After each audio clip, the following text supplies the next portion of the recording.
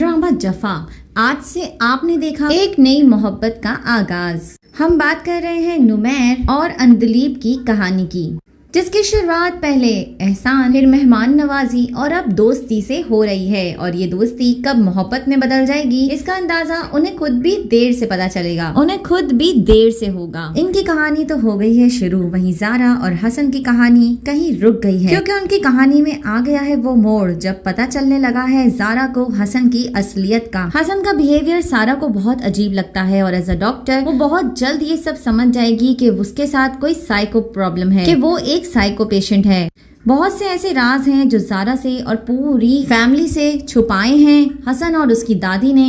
हसन के फादर का, हसन के पेरेंट्स का राज, हसन का बचपन, हसन के बारे में बहुत सी ऐसी बातें, हसन की बीमारी, जो सब कुछ अब तक ज़ारा को और किसी को भी नहीं पता। यूं कह लें कि एक तरह से इनकी शादी दोस्ती से हुई। अंदलीब ने तो नादानी में ही उसे बदवा दी थी, लेकिन ऐसा लग रहा है कि उसे वाकई में अंदलीब की बदवा लग गई, जबकि वो इस बदवा की हकदार बिल्कुल भी नहीं थी। कहते हैं बाबा की नाजों में पली लड़कियां अक्सर आजमाइशों का शिकार हो ही जाती हैं, क्योंकि ससुराल में वैसा प्यार और दुलार जो उन्हें मैके में मिला था वो नहीं मिलता। तो यही कुछ ज़ारा और अंदलीब की कहानी है कि जो मैं पूरे घर की लाडली होती थी, अब ससुराल में उनकी आंखों में आंसू ही आंसू हैं। अंदलीब की तो कुछ अपनी ही गलती है और ज़ारा के कुछ नसीब खराब है।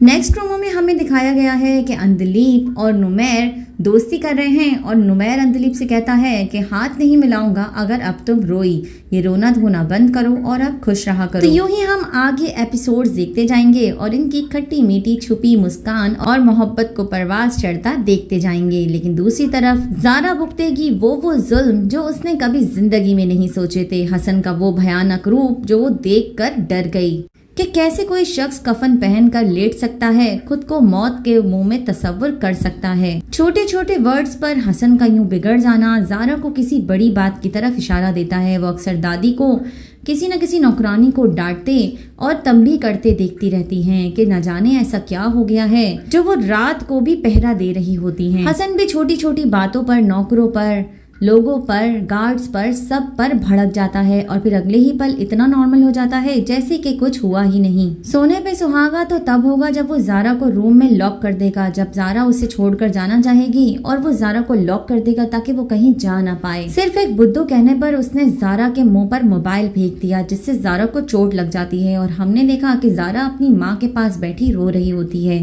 तो क्या लगता है आपको, क्या ज़ारा हसन को माफ करेगी और वापस चली जाएगी, या फिर उसे यहीं से ही उसके साथ सारे ताल्लुक खत्म कर देने चाहिए? अगर आप उसकी जगह होते तो क्या करते? कमेंट में अपनी राय का इजहार जरूर कीजिए। मिलते हैं आपसे नेक्स्ट वीडियो में, तब तक के लिए अल्लाह हाफिज।